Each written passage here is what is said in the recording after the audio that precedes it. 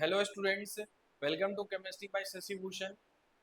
बच्चों, मैं last lecture में केमिकल काइनेटिक्स में स्टार्ट किया था और केमिकल काइनेटिक्स में मैं बता रहा था रेट ऑफ रिएक्शन के बारे में कि रिएक्शन जो आप कोई भी केमिकल रिएक्शन जो आप देखते हैं तो उसमें चेंजिंग जो है कंसंट्रेशन में टाइम के रिस्पेक्ट में किस प्रकार से हो रहा था, ये हम लोग लास्ट क्लास में देख रहे थे। तो आज बच्चों लेक्चर्स को आगे बढ़ाते हुए रेट ऑफ रिएक्शन का हम लोग मैथमेटिकल फॉर्मूला जो है अप्लाई करके और हम लोग देखेंगे कि कोई भी केमिकल रिएक्शन का आप रेट ऑफ रिएक्शन कैसे लिख सकते हैं। तो आज बच्चों हम लोग सेकेंड लेक्चर जो है केमिकल काइनेटिक्स का आज हम लोग कंटिन्यू करने जा रहे हैं, जिसमें कि हम लोग लास्ट क्लास में जहाँ तक हम लोग पढ़े थे उससे आगे का टॉपिक आज हम लोग कवर करेंगे।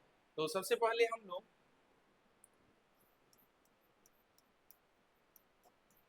चैप्टर का जो नाम था बच्चों वो केमिकल काइनेटिक्स,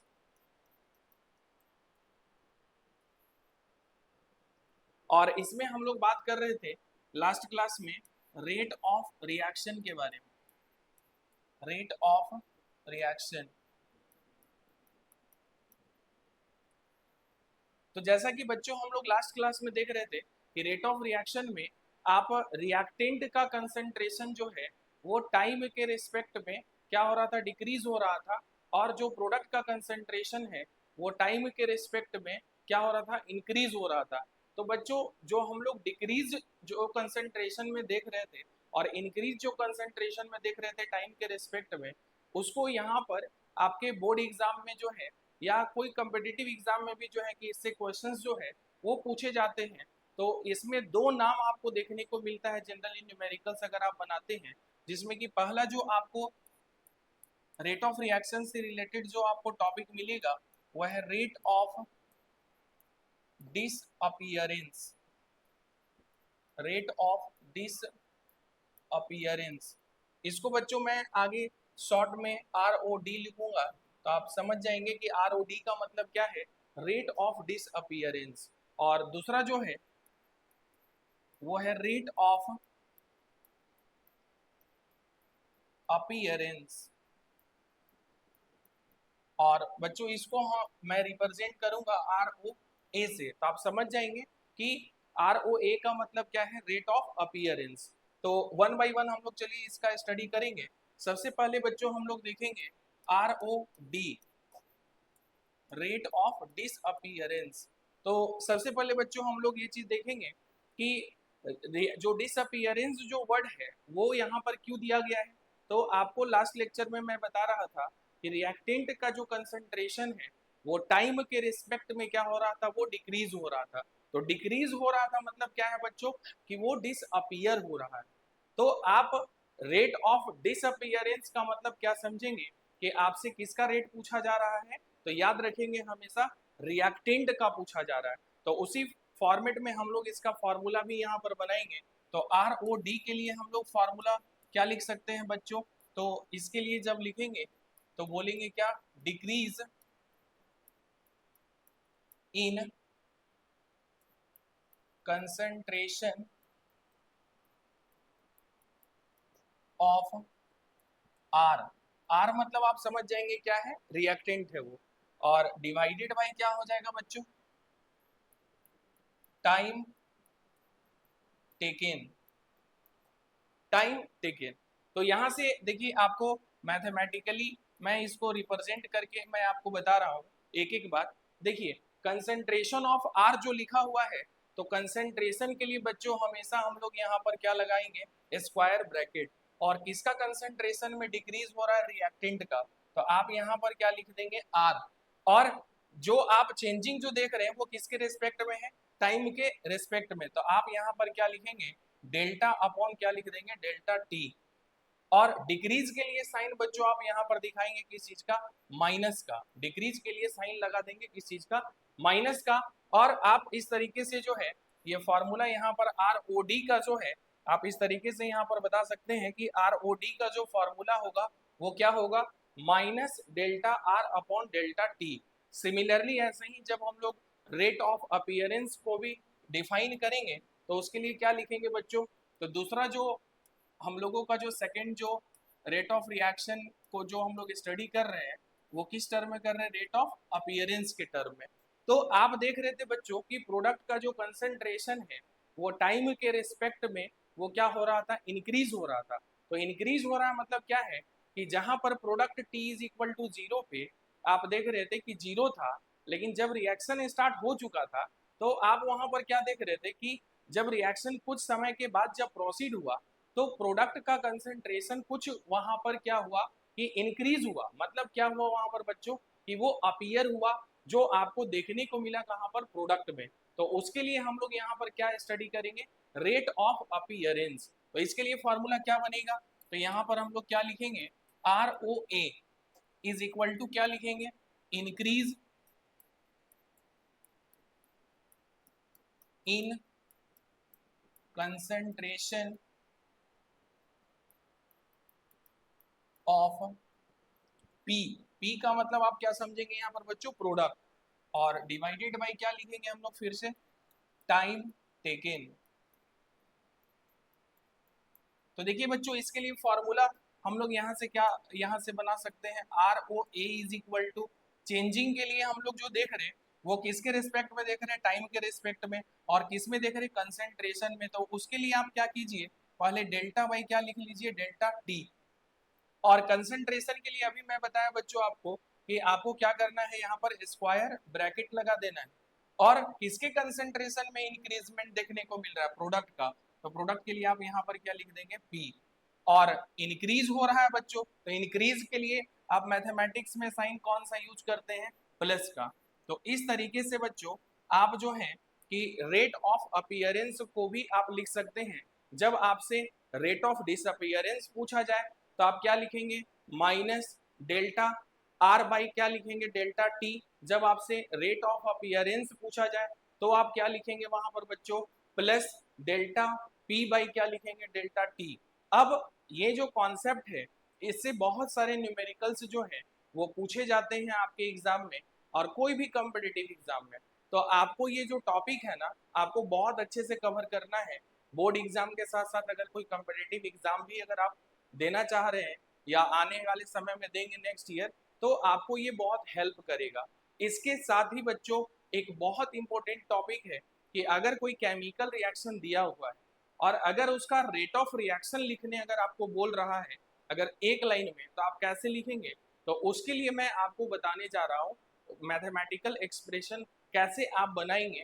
तो आइए हम लोग सीखेंगे कि एक लाइन में केमिकल रिएक्शन जो है अगर दिया हुआ रहेगा तो उसके लिए एक लाइन में आप कैसे उसको रिप्रेजेंट करेंगे। तो एक एक करके बच्चों देखिए हम लोग यहाँ पर सीखेंगे। सबसे पहले देखिए यहाँ पर देखिए फर्स्ट क्वेश्चन आपको दिया हुआ है जिसमें देखिए ये मरकरी है और ये Cl2 है। ये रिएक्शन करके आपस में क्या बना रहे हैं? AgCl2। अगर आपको इसमें क्वेश्चन में अगर बोल दिया जाए कि right the rate of reaction, तो आपको कैसे लिखना है यहाँ पर उसको मैं आपको वन बाई वन आपको बता रहा हूँ। तो देखिए इसमें सबसे पहले बच्चों आप यहाँ पर रेट ऑफ रिएक्शन के लिए आप ROR लिख देंगे। ROR का मतलब यहाँ पर क्या समझना है? Rate of reaction. तो सबसे पहले आप किसका लिखेंगे? रिएक्टेंट का। और फिर किसका लिखेंगे? प्रोडक्ट का। तो कैसे लिखना है वो आइए आप लोग ध्यान से देखेंगे जो मैं आपको बता रहा हूँ। तो सबसे पहले फिर से वही काम करेंगे हम लोग। सबसे पहले Hg के लिए लिखेंगे। तो यहाँ पर आपको क्या लिखने के लिए बताया है बच्चों? डेल्टा अपॉन क्या लिखेंगे? Delta T. और कंसेंट्रेशन के लिए साइन किस चीज का देना है? स्क्वायर ब्रैकेट का। यहाँ पर देखिए कौन है? Hg। तो यहाँ पर क्या लिख देंगे? Hg। और बच्चों ये किसका पार्ट है? रिएक्टेंट का। और आपको पता है कि रिएक्टेंट का जो कंसेंट्रेशन होता है वो टाइम के रिस्पेक्ट में क्या होता है? डिक्रीज होता है। तो डिक्रीज के लिए मैथ्स में आप साइन कौन सा यूज करते हैं? माइनस का। तो यहाँ पर साइन किस चीज का हो जाएगा? माइनस का लगा देंगे। फिर बीच में बच्चों आपको इक्वल टू का साइन देना है। अब आप किसके लिए लिखेंगे? Cl2 के लिए। तो इसके लिए भी वैसे ही आप लिखेंगे। यहाँ पर क्या लिखेंगे? डेल्टा। और क्या लिखेंगे? कंसेंट्रेशन ऑफ Cl2 अपॉन क्या लिखेंगे? बोलिए। Delta T. और साइन फिर से किस चीज का हो जाएगा? माइनस का। तो देखिए रिएक्टेंट का आप दोनों का लिख चुके हैं। अब हम लोग बात करने जा रहे हैं किसका? प्रोडक्ट का। तो आपको साइन का जरूर ध्यान रखना है। तो यहाँ पर कैसे लिखेंगे इसका? Delta concentration of HgCl2 upon delta T, और ये चूंकि प्रोडक्ट में है तो इसलिए साइन आप यहाँ पर किस चीज का लगाएंगे बच्चों, यहाँ पर प्लस का। तो देखिए आप इस तरीके से आपको एक लाइन में जो है आपको रेट ऑफ रिएक्शन ये लिखने आना चाहिए, ताकि आपको जब क्वेश्चन, जब रेट ऑफ अपीयरेंस का या रेट ऑफ डिसअपीयरेंस का जब क्वेश्चन अगर आता है तो आप उन दोनों इक्वेशन को इक्वेट करके और आप किसी एक का वैल्यू जो है वहां पर आप फाइंड आउट कर सकते हैं। तो देखिए नेक्स्ट क्वेश्चन, और देखिए एक क्वेश्चन और हम लोग देखेंगे यहाँ पर। जैसे देखिए यहाँ पर 2 मोल HI लिखा हुआ है, मतलब हाइड्रोजन आयोडाइड का डिकम्पोजिशन हो रहा है इसमें H2 में और I2 में। तो इसके लिए आइए हम लोग देखेंगे कैसे लिखेंगे। तो यहाँ पर क्या लिखेंगे, rate of reaction is equal to, देखिए यहाँ पर तो आपको फर्क इसलिए नहीं पड़ा क्योंकि यहाँ पर देखिए इसका जो स्टिक्योमेट्रिक कोएफिशिएंट है वो कितना था, 1। यहाँ पर भी कितना था बच्चों, यहाँ पर भी 1 था, यहाँ पर भी कितना था, ये 1 था, इसलिए आपको प्रभाव नहीं पड़ा। लेकिन यहाँ पर बच्चों आपको ध्यान देना होगा, और ध्यान क्या देना है कि यहाँ पर देखिए आपको स्टिक्योमेट्रिक कोएफिशिएंट दिया हुआ है। तो सबसे पहले आपको क्या करना है कि ये जो 2 लिखा हुआ है उसको आपको फ्रैक्शन में लिखना है। तो फ्रैक्शन का मतलब क्या होता है बच्चों कि आप P/Q के फॉर्म में लिखेंगे, जहां पर Q naught is equal to क्या होगा, 0। तो कैसे लिखेंगे आइए देखते हैं हम लोग। जैसे यहाँ पर 2 है तो आप इसके लिए सबसे पहले क्या लिख देंगे, 1/2।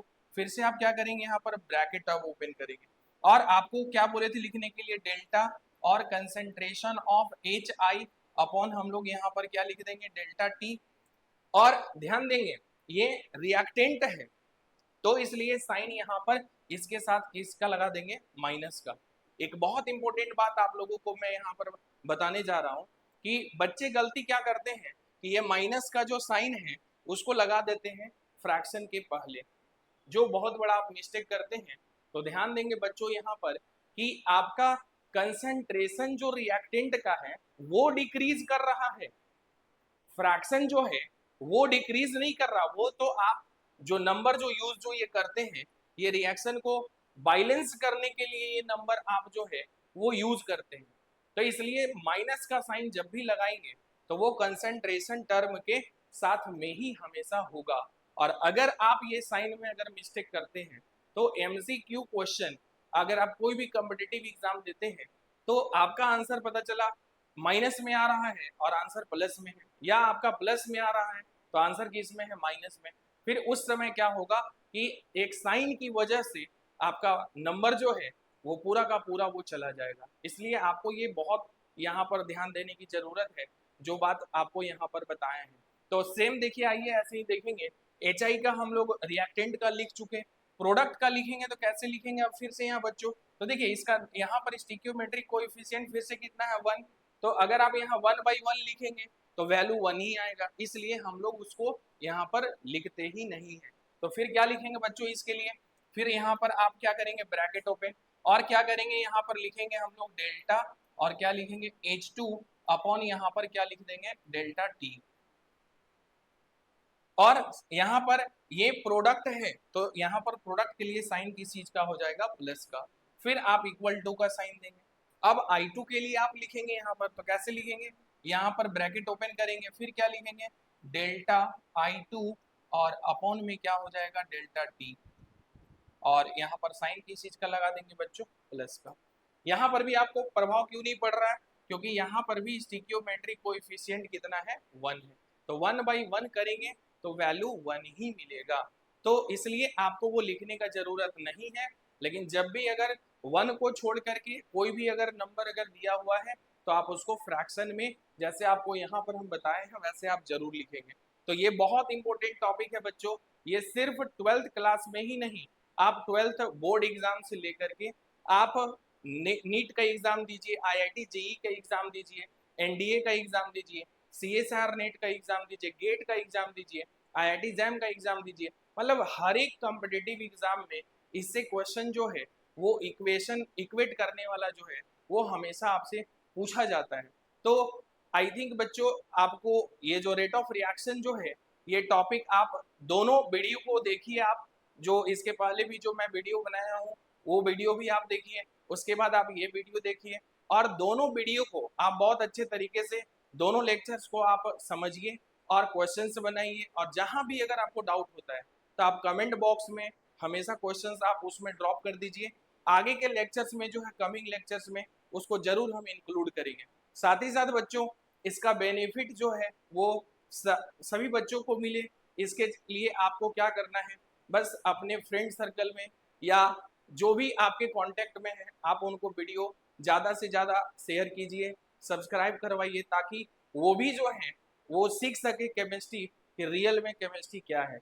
जय हिंद, जय भारत।